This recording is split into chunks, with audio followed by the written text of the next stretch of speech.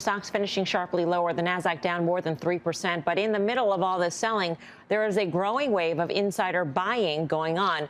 Uber's CEO Dara Khosrowshahi buying $5.3 million worth of shares. Charles Schwab CEO Walter Bettinger grabbing $9.5 million in stock. Shopify CEO Toby Lutke a $10 million buy, and Spotify CEO Daniel Ek $50 million. All of these pickups coming in just the last couple of weeks. Here to take us inside these moves and give us some insight into some of the well-timed buys is Ben Silverman, Director of Research at Verity Data. Ben, great to have you with us. Thanks for having me, Melissa. Pleasure to be here. Is it surprising to you that we've seen this wave of insider buying, and is it too much to jump to the conclusion that perhaps, this is a good sign overall for markets? I mean, it's not surprising when stocks sell off like they have been. Historically, insiders will buy. I would say right now we're seeing some encouraging signs. Earnings season is wrapping up over the next week or so, and that's going to free insiders at virtually every company to be able to buy stocks. So right now, the early signs are encouraging. It seems like when you parse through who is buying and why they're buying, it's important to keep in mind that, CEOs and C-suite execs are like any other investor. Sometimes they buy well and sometimes they don't. So who has a good track record in terms of buying well, buying, well-timed purchases of stock? So that's an excellent point. So when looking out at the recent buying, some people stand out are Aon chairman Lester Knight. He just bought $4 million in shares. He's got a strong buying track record stretching back over 10 years. And he's bought almost $50 million of stock in that period. And he's just got a real knack for recognizing when the stock is oversold. And he does a good job of, buying the stock and, really sending a strong signal. Another interesting one is General Motors CFO Paul Jacobson. Now, he joined the company in December 2020, and this is his first buy. But he was the CFO at Delta Airlines prior to that, and he had a really good buying track record there. So he just bought $1.4 million in shares. And so, we like a finance exec who, sends undervalued signals. Yeah, another sort of signal is a reversal of sentiment, Ben. And this was sort of interesting because Dara Khosrowshahi falls into this sort of bucket. Yeah, and you noted Charles Schwab CEO Walt Bettinger as well.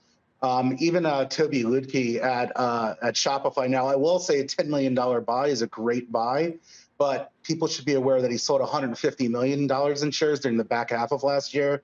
So it's a small reinvestment for him. So you do want to look for people who are changing their sentiment and when, the stock comes in. And, the truth is insider buying is a management action versus management words that happen on conference calls. Mm-hmm. And just to be clear, just underscore the point that these are buys that are being made outside of just designated plans, correct? Correct. These are open market in the here and now buys. They're seeing what the stock price is. It's typically obviously coming right after earnings. There's the material non-public information is out there, and they're choosing to buy. All right. Ben, great to get your perspective. Thanks so much. Thank you. Ben Silverman. Karen, do you look at insider buying as any sort of signal?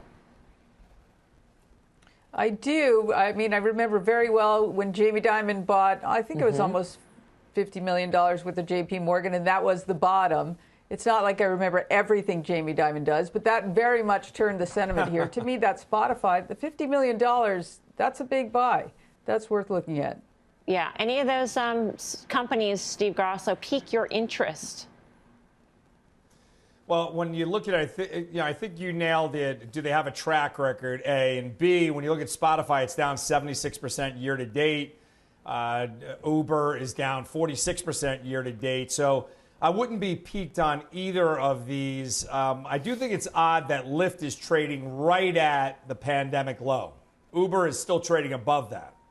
So if you're thinking about the economy opening up again, you would probably maybe dabble in Uber, but I really don't feel inspired. One more thing. There's 100 reasons why people sell stocks. They could diversify. They could be going through a divorce. They could be doing any one of a number of things. There's only one reason why insiders buy is I don't care what their hold, they think the stock is going higher.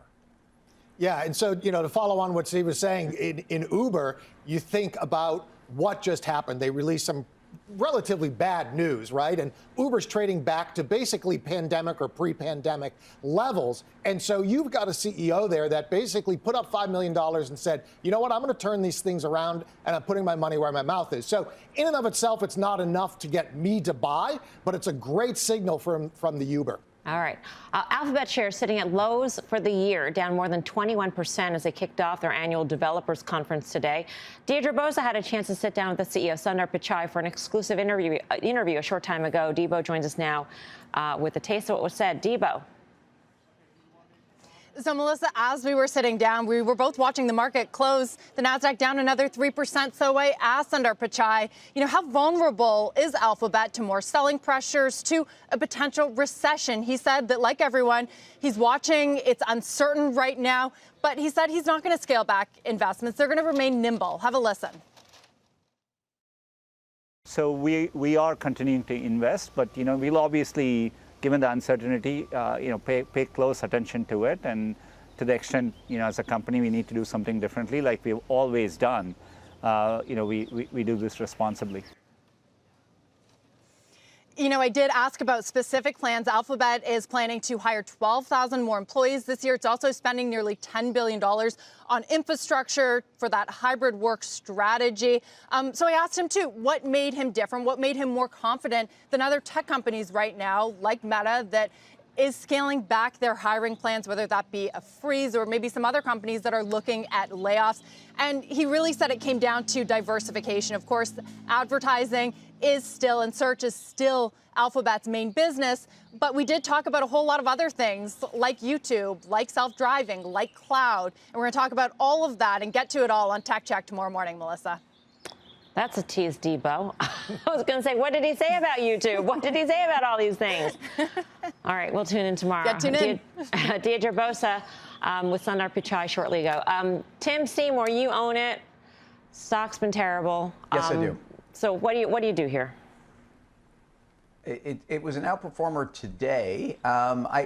This is one where I think you have an opportunity to be adding on weakness, and I wouldn't feel uncomfortable owning Google at these levels. This is a company that not only on multiple, we talk about this all the time. It's a PEG ratio that's inside of 1. It's a company that's trading probably about 18 times forward, maybe less at this point. But they continue to invest in their business. I mean, they've also just come out with a bunch of products that I don't know if you're going to challenge Apple with their own smartwatch or with their own earbuds or with a handful of other products. But I do think when you look at the core business that they have, search, but then also the YouTube business and where they sit in the digital ad world, these things aren't going anywhere. And this company at these levels has been thrown out with the bathwater.